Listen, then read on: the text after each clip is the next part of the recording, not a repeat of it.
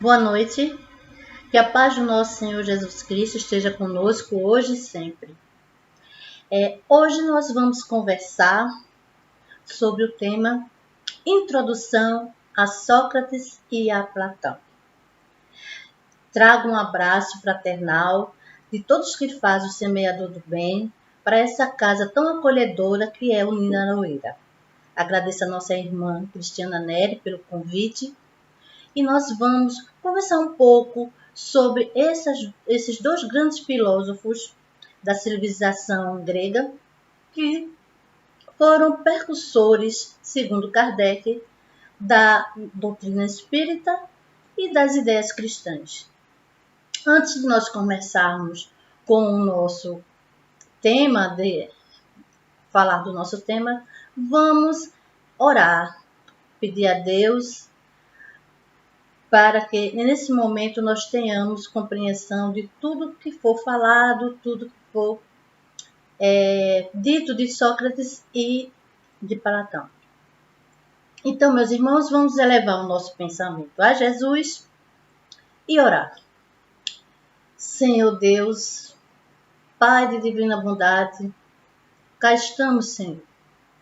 Te pedimos que faça com que nós possamos ter conhecimento das palavras que serão ditas e que possamos ter entendimento e pôr em prática, meu Pai. Pedimos que a espiritualidade amiga, como os nossos anjos guardiães, estejam nos envolvendo e nos intuindo para aprendermos um pouco mais. Com isso, pedimos, Senhor, a permissão para o início do trabalho da noite de hoje. Assim seja. Bem, meus irmãos, vamos a Sócrates e a Platão. Sócrates era um filósofo grego, nasceu em Atenas, na Grécia, no ano de 470 e desencarnou 399 a.C.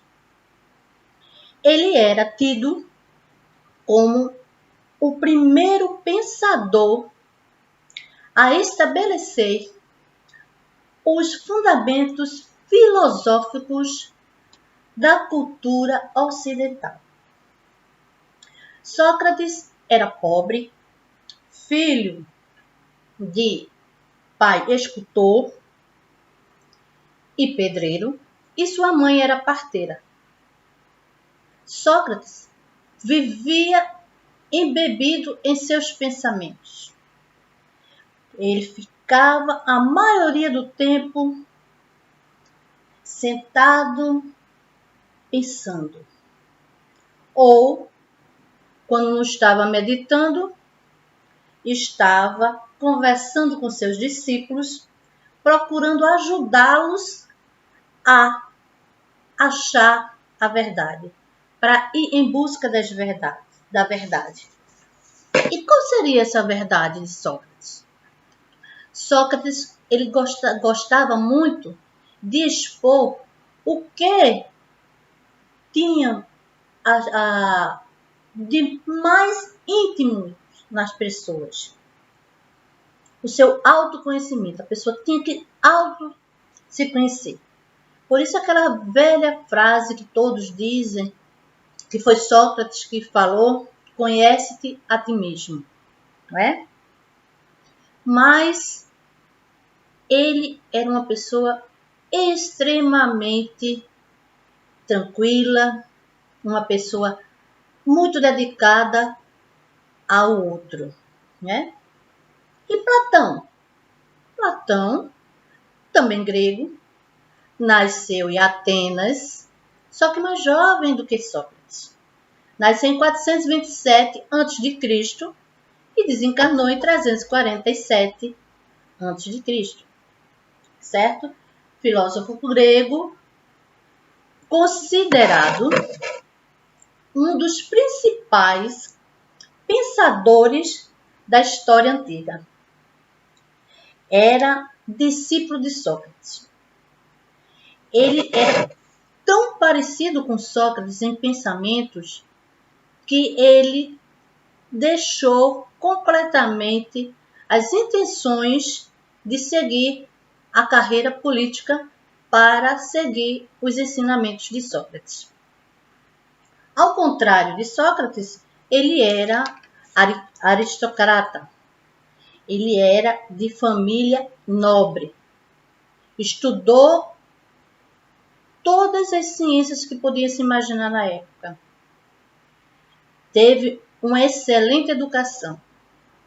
O nome verdadeiro dele era Aríclides, só que o apelido foi dado a ele de Platão, que significa ombros largos, por ele ser uma pessoa que tinha um físico muito bonito, ele era uma pessoa que gostava de participar dos jogos na Grécia, então, mas só que eles tinham os ombros largos. E por ter os ombros largos, foi dado esse apelido a ele. Platão achava que tudo era referente ao espírito. Então, a mesma coisa que Sócrates pensava, Platão também pensava.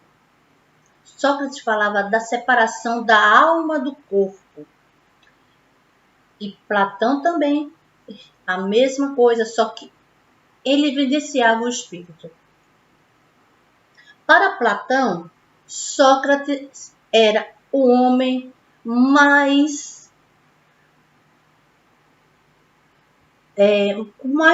moral mais elevada e ético que existia naquela época.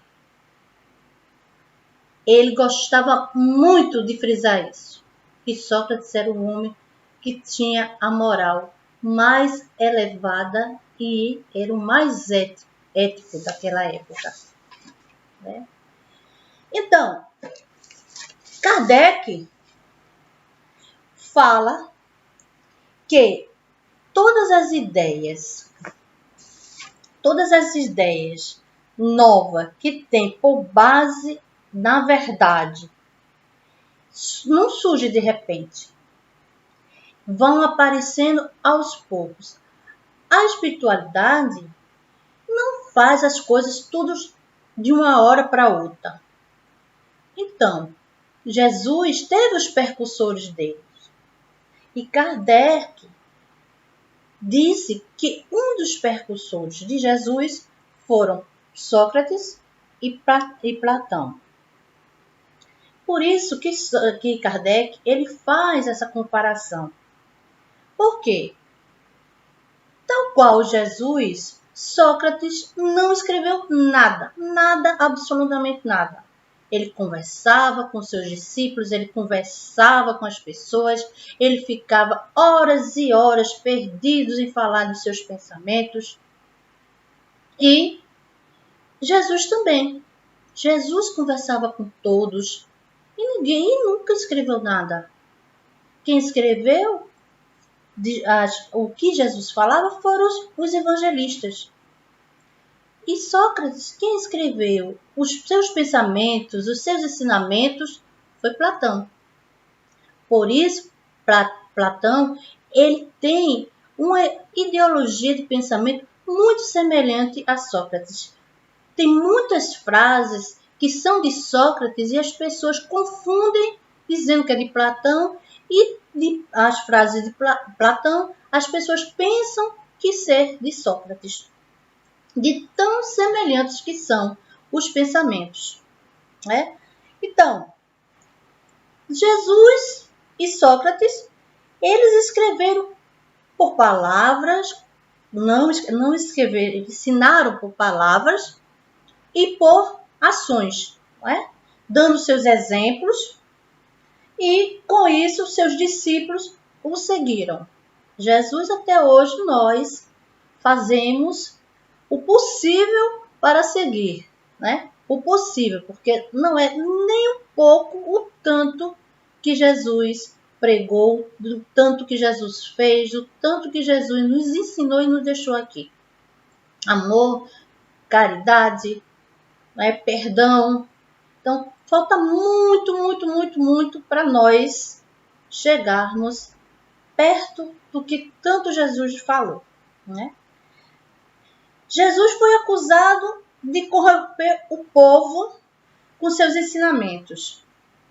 Sócrates também foi acusado por corromper a juventude a proclamar a único Deus.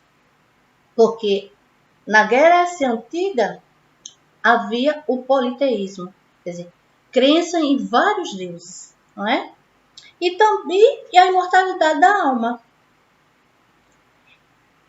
E a existência de outra vida. Da vida futura. A vida após a morte. Então, a semelhança existe entre o que Sócrates foi acusado, do que Sócrates falava, do que Sócrates ensinava, com Jesus.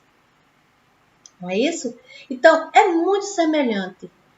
E isso faz com que Kardec ressalte a grandeza divina de Jesus, da missão de Jesus aqui. Né? E isso não ficou escondido de jeito nenhum. Ele fez questão de colocar no Evangelho na parte da introdução. Kardec colocou na introdução justamente isso. Introdução de Sócrates e Platão, percussores da doutrina espírita e das ideias cristãs. Não é? Então, Sócrates, por ter falado, ter explicado tantas coisas, foi condenado à morte. Só que a morte, a maneira que ele foi condenado, a maneira que ele devia morrer, foi através de um veneno chamado cicuta, certo? E um fato muito interessante aconteceu véspera da condenação de Sócrates, da véspera dele tomar o veneno cicuta. Como ele tinha vários discípulos, os discípulos não se conformaram de maneira nenhuma com a condenação dele, porque ele não fez nada demais. Apenas falava coisas boas, ensinava as coisas boas, ensinava as pessoas a se autoconhecer, ensinava a pessoa a ser melhores. Ele queria saber por que é que ele estava ali, por que ele vivia. Por que ele foi do nada? Chegou e apareceu? Não, ele tinha que ter um motivo dele estar vivo. E o motivo por que ele estava vivo. Então, ele tinha que saber disso. Então, era isso que ele buscava. A verdade. A verdade do ser. Então, voltando à véspera da condenação de Sócrates, do dia que ele iria se suicidar, entre aspas, um dos discípulos dele, Cripton, chegou a ele e disse: Sócrates, não é necessário você tomar cicuta. E ele ficou parado olhando para ele, pensando, por que ele não ia tomar cicuta? Aí ele chegou e disse assim: já está tudo combinado. Falei com o carcereiro, ele irá deixar esta noite a porta da cela encostada, você irá sair e fugir. Aí Sócrates disse: não aceito isso. Ele: não estou entendendo por que você não aceita. Ele disse: eu fui condenado, tenho medo da condenação, tenho medo do que vai acontecer, mas eu não vou concordar com o injusto.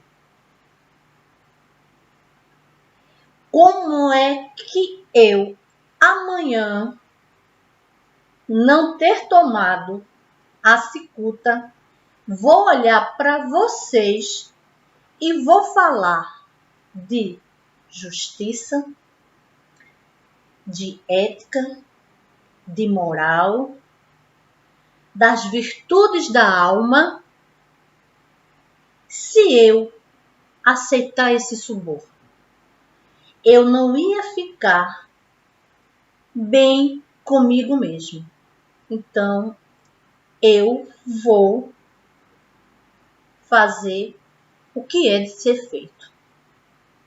E tomou a cicuta no outro dia. Então, vejamos, Sócrates era tão ético, ele valorizava tanto o que ele falava, dos pensamentos dele, ele tinha tanta convicção das coisas que ele dizia, que ele não aceitou de jeito algum se livrar da condenação. Por ser uma pessoa que falava e sentia o que falava. Segundo Platão, esse é o verdadeiro sábio. O verdadeiro sábio é aquele que sente o que fala e fala o que sente. Então, ele sentia que se fizesse algo ao contrário do que ele dizia, tudo que ele falou teria sido jogado ao vento. Não ia adiantar Platão ter escrito nada que ele falou, nenhum dos ensinamentos que ele passou para os seus discípulos e para as outras pessoas que o ouviam. Então, a moral dele era tão elevada que ele não aceitava de jeito algum ter feito algo escuso, ter feito algo que ferisse a sua conduta moral, não é? Então, o que nós vemos é que, por ele ser uma pessoa tão simples, que os pais eram as pessoas simples, não teve uma educação tão elevada, mas a educação moral que ele teve dos pais o fizeram uma pessoa diferente, uma pessoa forte, uma pessoa bem estruturada, uma pessoa de moral elevada, e ético. Ele era ético com os seus pensamentos, com a sua conduta e com quem o seguia. Porque se ele tivesse feito ao contrário, não tivesse tomado a cicuta, tivesse fugido, os próprios discípulos dele não teria valor para com a sociedade, para com os outros, porque ele não tinha mais moral, não é? Então, como falei anteriormente, o Sócrates, ele defendia a mortalidade da alma, a pluralidade dos mundos, a importância de valorizar as questões espirituais às materiais. Ele dizia sempre que a morte é quando a alma é liberta do corpo. A alma é uma espécie de luz, que não tem necessidade, ela tem desejo de bons pensamentos, desejo de conhecimentos morais, desejo de coisas boas, desejo de coisas belas, a natureza, ele primava muito pela natureza, né? E ele dizia que a alma alimenta Alimentada por esses desejos, ela engrandece. A alma se engrandece, ela é enobrecida com esses desejos, sendo bem alimentados. E o corpo? O corpo, aí sim, o corpo tem necessidade. O corpo tem necessidade de beber, de se alimentar, de desejos físicos, né? De descansar, dormir, caminhar, completamente diferente da parte espiritual, da alma, né? Então, foi-se perguntado a Sócrates o seguinte: Sócrates, o que é ter uma vida medíocre? Ele disse: ter uma vida medíocre é ser submetido aos apetites do corpo. E uma vida boa? A vida boa é quando a alma está acima do apetite do corpo. Então, para ele, a alma tinha mais valor do que o próprio corpo. Ele esquecia o tempo, ele esquecia do momento, ele se ficava compenetrado em falar, ele devagava o tempo todo, ele pensava, meditava. Depois que ele meditava, ele conversava, ensinava tudo que ele havia pensado, havia meditado.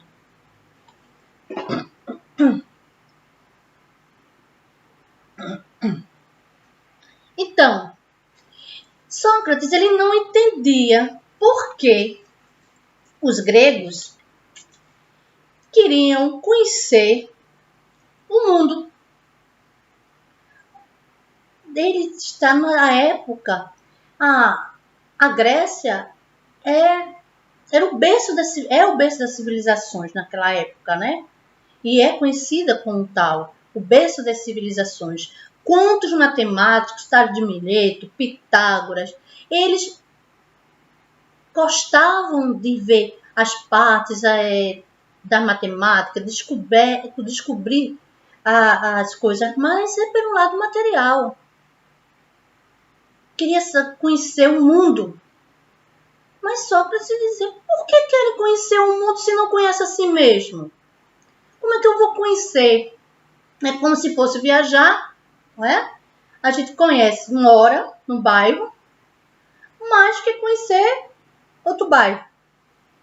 A gente chega no outro bairro, a pessoa pergunta coisas do seu bairro e você não conhece nada. Mais ou menos assim. Então, você primeiro tem que conhecer onde você mora, para você sair para ir em busca de outros locais, outros lugares. Não é? O pensamento de Sócrates é esse. Ele dizia, como é que pode eles quererem conhecer o mundo se ele não conhece a si mesmo? É uma coisa que ele não entendia. E Sócrates, ele criou a teoria da maêutica. O que é a teoria da maêutica? Todos nós conhecemos essa teoria. Essa teoria da maêutica, acho que vocês lembram, é a teoria dos porquês. É a teoria que quando uma criancinha pequenininha, de 4 anos mais ou menos, fica perguntando: por que isso? Por que chove? Não faça isso não. Por quê? Você vai se queimar. Mas por que eu vou me queimar? Não mexa nisso não. Isso, mexer na luz vai dar choque. Por que vai dar choque? Porque você está mexendo. E por quê? E por quê? E por quê? Assim era Sócrates. Ele indagava as pessoas os porquês delas. Ele chegava para uma pessoa e fazia uma pergunta. A pessoa respondia. E ele? Por quê? E a pessoa respondia. E ele? Por quê? No fim, ele demonstrava à pessoa que a pessoa não era tão esperta como se achava. tinha uma certa ignorância. Não era, faltava conhecimento. E as pessoas não percebiam isso, achavam que sabiam demais. Não é? Então, ele dizia que essa maneira que ele indagava as pessoas era em homenagem à mãe dele. A mãe dele era parteira. Então, ele dizia que era uma inspiração da mãe. Já que a mãe dava para nascer uma criança. E ele nascia as ideias. Não é? Então, era essa verdade que ele queria alcançar. A verdade da alma. E ele disse uma frase que ficou foi muito estudada justamente por conta dessa maêutica. Ele disse que só se pode alcançar a verdade se a alma estiver grávida. Quer dizer, se você tiver com aquela vontade de conhecimento, então você está gestante, você está grávido. Então, a gravidez é a procura da verdade. Se você está à procura da verdade, você está grávido, a alma está grávida. Não é? Então, ele fazia isso, ele dizia que a mãe fazia o parto para uma criança nascer. E ele fazia o parto das ideias. Veja como ele era profundo os pensamentos dele. Ele fazia o parto das ideias. Ele procurava a minúcia das coisas. O porquê do acontecimento. Por que eu nasci? Por que eu estou vivo? Para onde vou? O que eu estou fazendo? Então ele tinha certeza que a alma era eterna. A alma era eterna. Ele tinha certeza disso.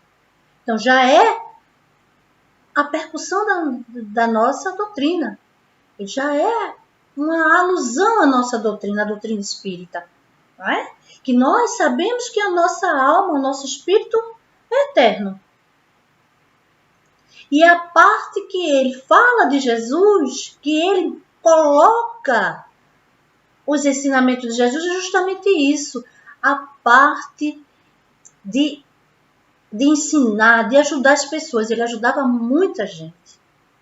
Ajudar as pessoas chegavam, conversavam com ele, perguntavam uma coisa, perguntavam outra.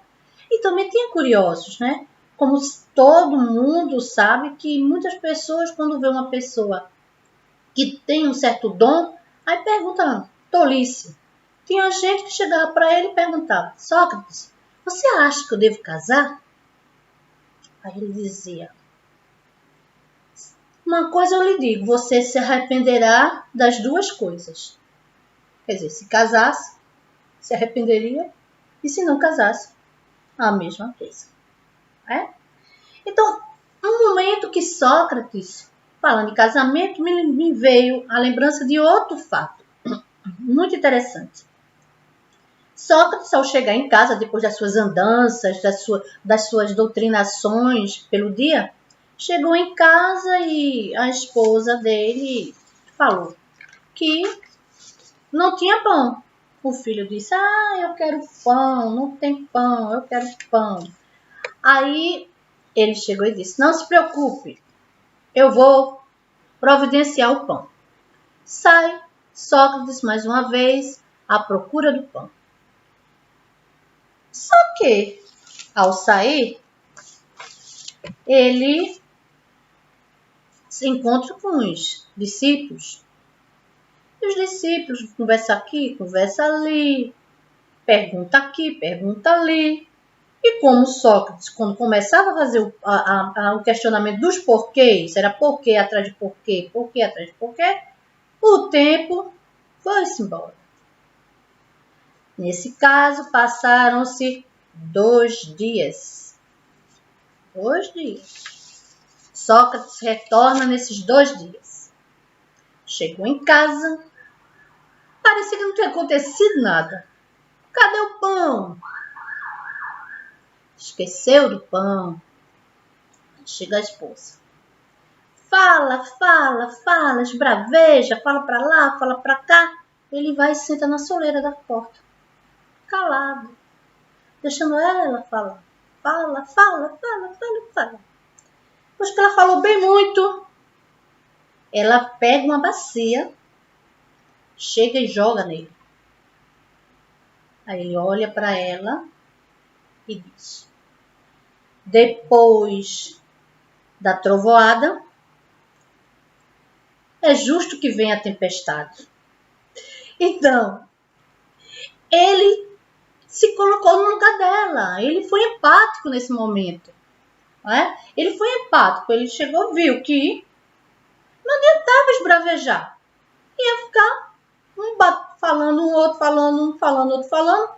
E na realidade, ele estava errado mesmo. E ela estava certa. Ele colocou no lugar dela e percebeu que ele errou.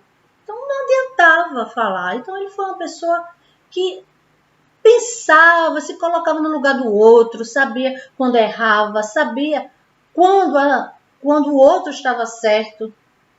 Ele era uma pessoa que fazia a sua reflexão quando errava, quando ele estava errado. Nos lembra Santo Agostinho.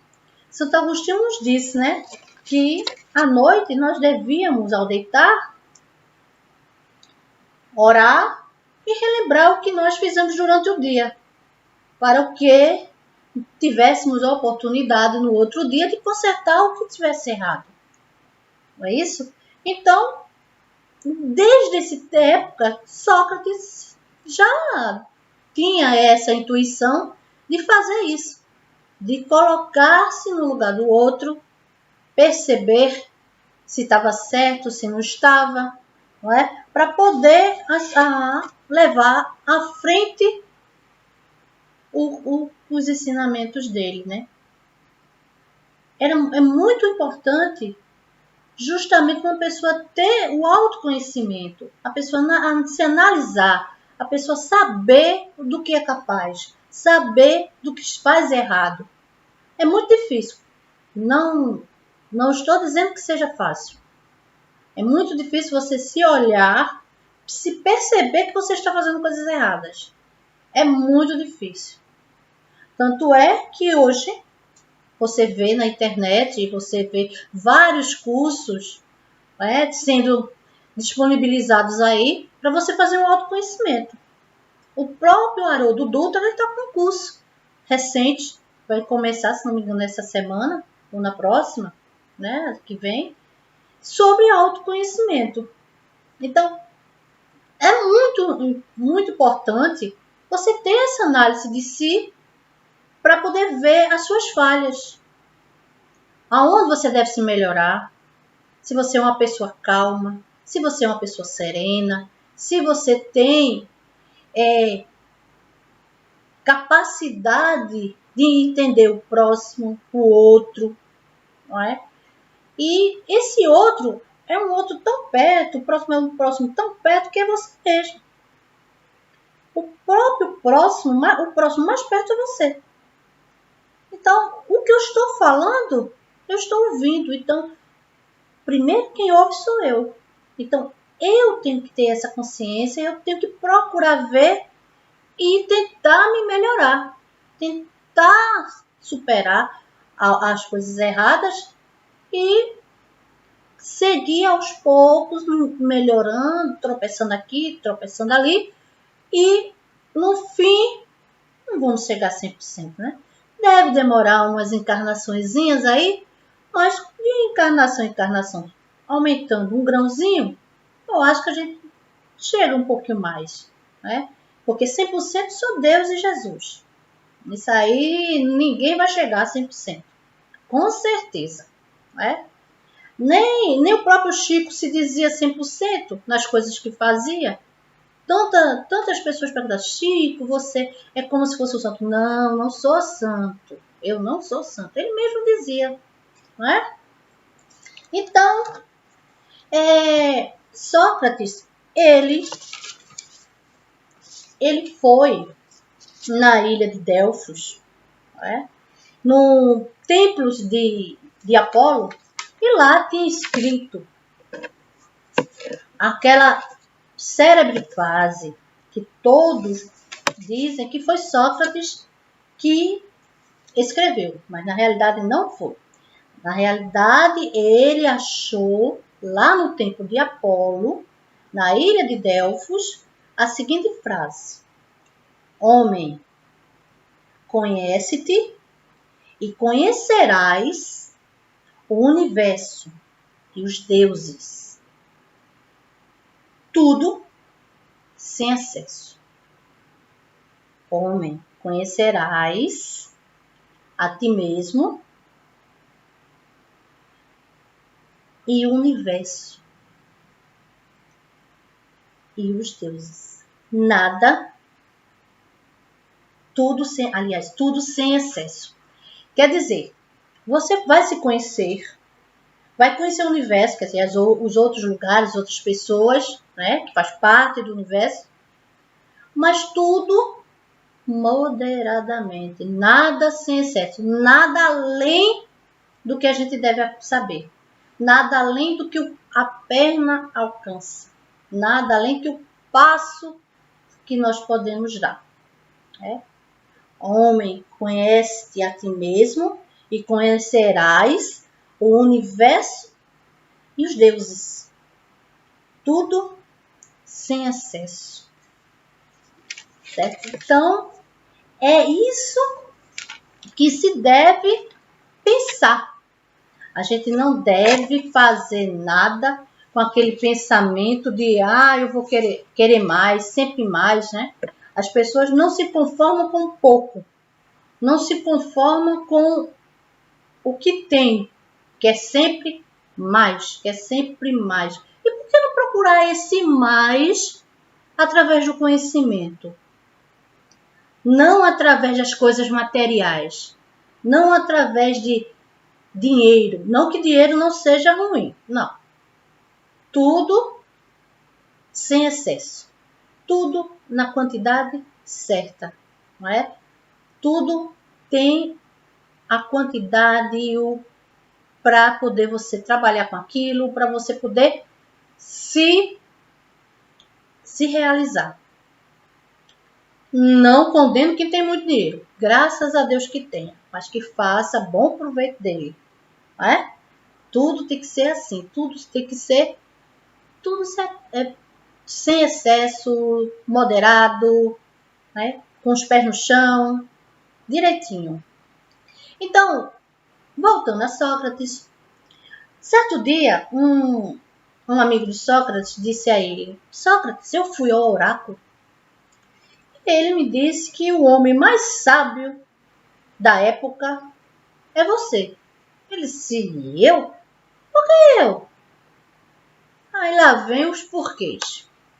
Eu disse: não, tá errado isso. Mas por que ele disse isso? Não, porque você sabe tudo. Eu sei tudo? Não, tem alguma coisa errada aí. Lá vai Sócrates perguntar. Lá vai Sócrates indagar. Vai perguntar um, pergunta outro, conversa com um, conversa com outro. Aí o questionamento dele era o seguinte: você, qual é o grau do seu conhecimento? Aí a pessoa falava o que conhecia. Você sabe tudo? Eu sei tudo.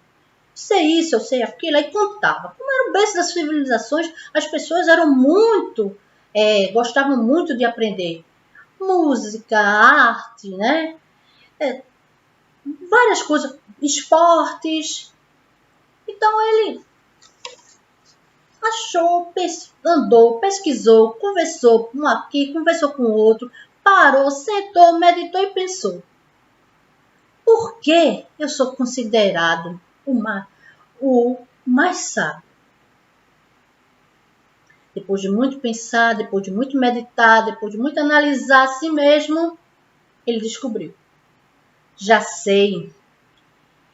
Eu sou o mais sábio porque eu tenho certeza de que o que eu sei, eu nada sei. Quer dizer, ele sabia que o que ele tinha conhecimento era muito, mas faltava muito mais para ele aprender. Que ele tinha sede de conhecimento. Ele era uma pessoa que não se conformava com pouco que aprendia. Ele não ficava estagnado. Ele ia sempre em busca de mais, ele ia sempre em busca de aprender mais. Né? Então, a busca da verdade, a busca da moral, ele queria conquistar as virtudes, que para ele isso era a conquista da felicidade. Conquistar a verdadeira moral, conquistar conhecimento, melhorar cada vez mais as suas virtudes, ter as virtudes. Para ele, esse era o ponto da felicidade. Então, por isso que ele era considerado o sábio, a pessoa que mais sapiente da época. Era Sócrates, porque ele sabia que o que ele sabia ainda faltava muito que aprender. Né? Então, nós vemos que tem algumas semelhanças, tem algumas coisas que a gente pode tirar das palavras de Sócrates e colocar na nossa doutrina. Ele falava muito das pessoas serem de bom coração, ter bom pensamento, pessoas de olhar o outro, ajudar as pessoas. Então, isso nós vemos na nossa doutrina. Esses ensinamentos, Kardec passa para nós na codificação. Né? E falar na codificação, quando Kardec estava começando a fazer o livro dos espíritos, ele foi na casa de Rose Céline Jasper, a médium que ajudou na codificação, e ao chegar lá, ele falou com ela se poderia pedir para que o guia dele falasse com ele. Né? Ela disse, o Zéfiro, que era o guia de Kardec, apareceu, né, através da médium e disse a ele: o que é que você quer? Aí ele disse que queria falar com um espírito, se ele podia chamar ele. Aí ele disse: eu já sei qual é o espírito que você quer chamar. Inclusive você o quer fazer desde a primeira obra. Quer dizer que desde que começou a codificação, que Kardec gostaria de falar com esse espírito. Aí ele disse: você sabe? Sei, ele está com você, ele está aqui. E o espírito nada mais era do que Sócrates. Né? E Sócrates, tal qual Platão, também fez parte da equipe espiritual que ajudou Kardec na codificação. Né? Na pergunta 919 do Livro dos Espíritos, Kardec faz um questionamento ao Espírito Verdade. Ele pergunta assim: qual o meio mais prático e mais eficaz que tem o homem de se melhorar na vida? O Espírito Verdade responde: um sábio da antiguidade diz: conhece-te a ti mesmo e conhecerás o universo e os deuses. Quem foi que disse isso? Bem, sabemos que foi Sócrates que viu essa frase no templo de Apolo e adotou essa frase para ele, porque já era justamente isso que ele tinha em pensamento, que primeiro nós devemos nos conhecer para poder conhecer os outros, o universo e se aproximar de Deus. Não é isso?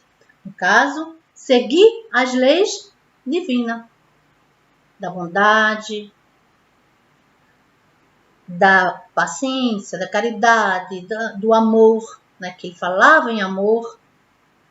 Então, vamos ver algumas frases que demonstram como Sócrates ele é denominado por Kardec como sendo, ele e Platão, como sendo precursor dos princípios básicos da doutrina espírita e da ideia cristã. São várias frases. Entre elas, eu peguei algumas, tanto de Sócrates como de Platão, para a gente ter uma ideia do que é o pensamento de Sócrates e depois o pensamento de Platão, certo? Então vamos lá. O autoconhecimento é a base para o agir ético. Ele quer dizer o quê? Que se você se conhece, você vai ser ético, você vai ser uma pessoa que não vai fugir aos seus princípios, não é?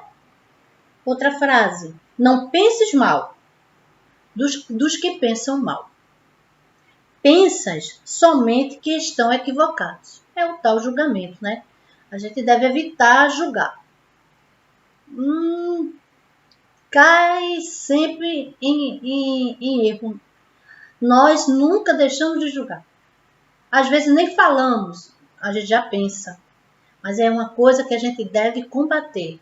É o julgamento. Não penses mal dos que pensam mal. Pensas somente que estão equivocados. Então fez errado, mas não fez errado, mas não foi por mal. Fez porque sem querer. Não é? Vamos pensar assim. Não temos que retrucar quem não consegue entender. Mais uma vez o julgamento. Muitas vezes a pessoa está conversando, vai explicando e o outro faz não estou entendendo nada do que estás falando. Aí você fica nervoso porque a pessoa não está entendendo. Tem que pensar que é o seguinte, nem todo mundo tem o mesmo grau de conhecimento que o outro. Não tem o mesmo tempo de raciocínio. Então, se não tem o mesmo tempo de raciocínio, você tem que parar, respirar e ajudar a pessoa. Não é? Tentar fazer com que a pessoa entenda aquele pensamento. Sábio é aquele que conhece o limite da própria ignorância. Quer dizer, você fala e você vê que você está fazendo alguma coisa de errado. Então, peraí, estou fazendo a coisa errada, vou me recalar porque eu estou fazendo alguma coisa de errada. É cair na sua própria ignorância, saber que você também erra. Então, vamos parar. O verdadeiro conhecimento vem de dentro. Eu me conheço. Se eu digo que eu sou uma pessoa serena, tenho um grau de serenidade, aí o outro diz, não, você não tem não. Que precisa que você tem? A gente precisa trabalhar isso. Mas quem pode dizer que se eu sou sereno ou não, sou eu mesmo. Ninguém pode. Eu posso demonstrar, mas o grau de serenidade, o grau de calma, o grau de paciência, quem sabe sou eu se tenho ou não. Lógico, 100%, como eu já havia dito, só Deus e Jesus. Mas se você tem o grau de paciência, o grau de calma, o grau de serenidade, você sabe até onde você é o seu limite. Não é isso? Então a pessoa não deve o outro chegar para mim e dizer, eu sou uma pessoa extremamente calma. Eu olho, calmo, mas ele que está dizendo, ele sabe, ele que tem o autoconhecimento dele. Possa ser que ele não demonstre, mas que ele sabe o grau de serenidade dele, só ele é ele mesmo. Né? A gente pode tentar adivinhar, mas pessoa que tem o autoconhecimento que sabe. A vida material é transitória, olha aí. A vida espiritual é a verdadeira e a mais importante. O ponto da nossa doutrina, não é? Que a vida material é transitória. A morte do corpo físico e o espírito é a verdadeira e a mais importante. Não é? E nós temos também umas frases de Platão. Platão dizia, tente mover o mundo, o primeiro passo será mover a si mesmo. O primeiro passo é você ter um autoconhecimento, o primeiro passo é você se conhecer e você seguir em frente. Uma vida não questionada não merece ser vivida. Sócrates pensava, onde é que eu estou, por que eu estou aqui, como é que eu vou, para onde eu vou. Então, Platão tinha o mesmo pensamento. Uma vida não questionada não merece ser vivida. Os olhos do espírito só começam a ser penetrantes quando os do corpo principiam a enfraquecer. Não há nada bom nem mal, a não ser estas duas coisas. A sabedoria é a boa e a ignorância é o mal. Quem ama extremamente deixa de viver em si e vive no que ama. Errar é humano, mas também humano é perdoar. Perdoar é próprio das almas generosas. Pensamento de Platão, que muita gente confunde falando de Sócrates, mas como ambos tinham mesma sintonia de pensamento, como eu falei anteriormente, muitas pessoas confundem uma frase de um com o outro. Como Platão foi que escreveu as frases de Sócrates, os ensinamentos dele, aí muitas vezes ele é colocado como Sócrates, muitas vezes é colocado como Platão que disse isso.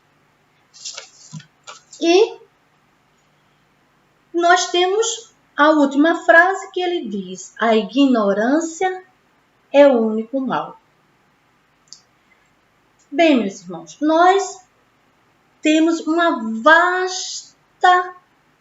um vasto caminho de palavras, de frases de Sócrates que Platão escreveu.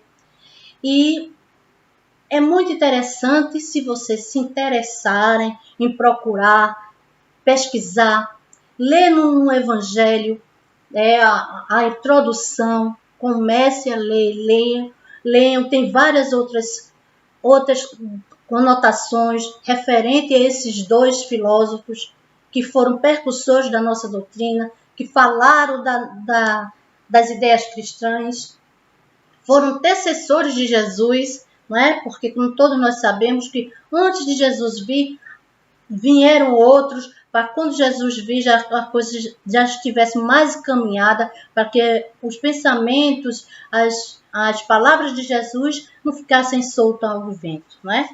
E nós, como os bons espíritas que somos, tentamos ser, né? Então, façamos o que Kardec diz.